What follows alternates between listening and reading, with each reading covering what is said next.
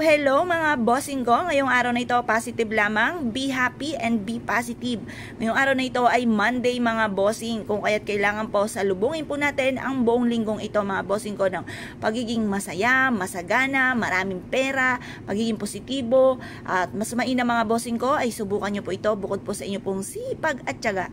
Pananalig sa mahal na Panginoon at ganoon din po mga bossing ko sa mga pampaswerte na kagaya po nito para mas maging magaan ang daloy ng swerte po sa atin ng buong isang linggo mga bossing. Ngayong araw na ito ay Lunes, kaya't simulan po natin ng punong-puno ng pag-asa sa buhay.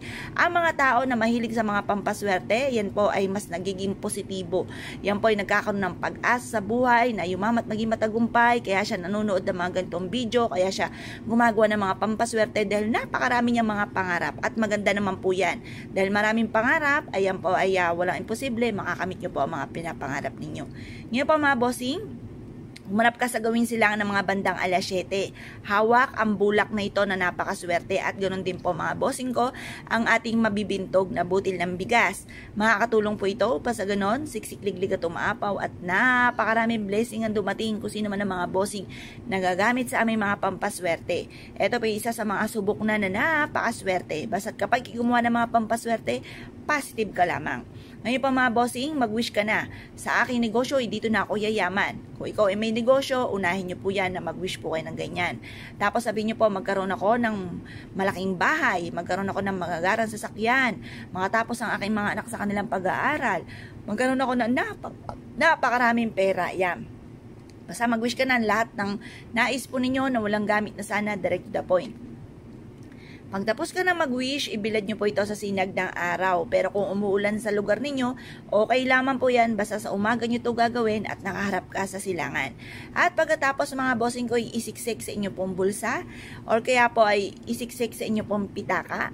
Pero para hindi siya manabog, kung may pouch po kayo na pula, doon nyo po siya ilalagay. At pagkatapos, pwede rin naman kapag kayo natulog, bukod po sa ampaw na 168 mga bossing ko, ay ilagay nyo po ito mga bossing upang sa ganon, mas maging masagana ang pamumuhay, i-adya ka kung saan lagi kayo suswertin, maraming pera ang darating, proven po ito mga bossing. Ngayon pa mga bossing, kung kayo'y naniniwala, ngayong araw na ito, huwag kang mag-iitiman na damit, huwag kang magpuputing damit, kailangan makukulay, lalo-lalo na ang kulay pula ay the best mga bossing. Ngayon pa mga bossing, kapag Monday, kung may mga mangungutang sa inyo, payuhan nyo po sila, huwag kang mangungutang ng Monday kasi isang linggo ka na mangungutang, isang linggo na walang pera. Pero kung ikay magpapautang, pwede rin naman para ibig sabihin marami kang ipapautang. Pero hanggat maaari, huwag ka magpapautang mga bossing. Ganon din po mga bossing, kung ikaw na may mamimili, pwede rin naman, ibig sabihin marami kang pera na pambili. Ngayon po mga bossing, kung ikaw ay naniniwala at nasa po itong gawin, asyang mga bossing, good luck po sa inyo po lahat.